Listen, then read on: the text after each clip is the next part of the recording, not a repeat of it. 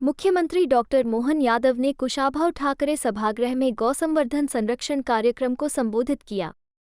मुख्यमंत्री डॉक्टर मोहन यादव ने कहा है कि प्रदेश में गौ माता और गौवंश के संरक्षण के लिए सभी आवश्यक कदम उठाए जाएंगे। गौशालाओं के बेहतर संचालन के लिए उन्हें दी जा रही राशि में वृद्धि की जाएगी। गौ रक्षा संवाद निरंतरता होता रहेगा। इस विषय पर विचार विमर्श की प्रक्रिया जारी रहेगी ताकि गायों और गौशालाओं के बेहतर प्रबंधन के उपाय किए जा सकें। प्रदेश में चरनोई की भूमि पर अतिक्रमण हटाने, प्रति 50 किलोमीटर पर सड़कों पर दुर्घटना का शिकार हुई गायों को इलाज के लिए भिजवाने और सड़कों पर बैठने वाले पशुधन को बैठने से रोकने या अन्यत्र स्थानांतरित करने के लिए आधुनिक उपकरणों की सहायता ली जाएगी। मुख्यमंत्री डॉक्टर यादव ने कहा कि गौ पालक ही गाय का महत्व समझता है। हमारे देश में गाय पालना, गौशाला चलाना पवित्र कार्य है। गौशाला संचालन से ज्यादा बेहतर काम यह है कि घर में ही गौ पालन किया जाए। यदि पर्याप्त जगह है तो गाय अवश्य पालें। मुख्यमंत्री डॉक्टर यादव ने कहा कि उनके परिवार में भी गाय पालने की पुरानी परंपरा है।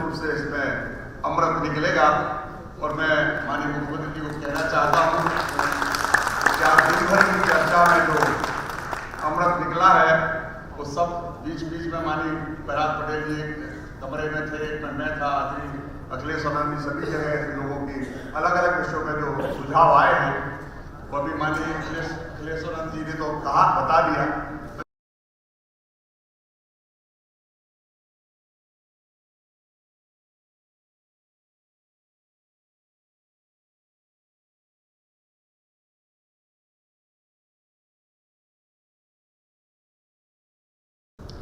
समस्त विभागों में जिनकी बात अभी आई भी है, माननीय मुख्यमंत्री जी का मत भी है।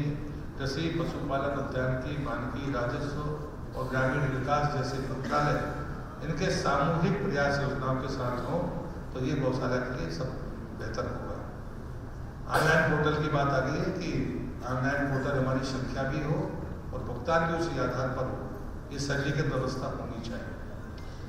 गौशाला के लिए एक स्पेसिफिक बात है कि मार्च और अप्रैल में सबसे भीषण दौर से गौशालाओं का प्रबंधन गुजरता है, जब पानी का और खाने का दोनों का संकट होता है। इन 2 महीनों में विशेष तौर पर कोई अनुदान जो हम सतत देते हैं उसको बढ़ाकर देने की जरूरत है।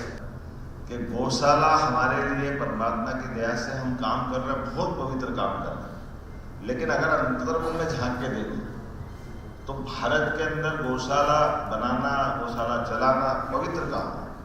गौशालाओं की दृष्टि से आपने इस सारी व्यवस्था पर विचार करा, मैं आपको बधाई देता हूँ। दिन भर आप बैठे, मैं आपको प्रणाम भी करता हूँ। काफी समय आपने करने वाला ऐसा है कि हमारे यहाँ कृषि क्षेत्र में खेती की आय से जो आय हो उस आय का अपना महत्व, लेकिन हमारे यहाँ सदैव से ये रहा है कि केवल कृषि आय में निर्भर नहीं रहता किसान।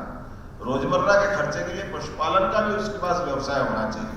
और पशुपालन के व्यवसाय होने के नाते से माननीय मंत्री जी के साथ हम गुजरात में गए थे, अमूल डेयरी वाले के साथ, रांची वालों को भी लेके बैठे।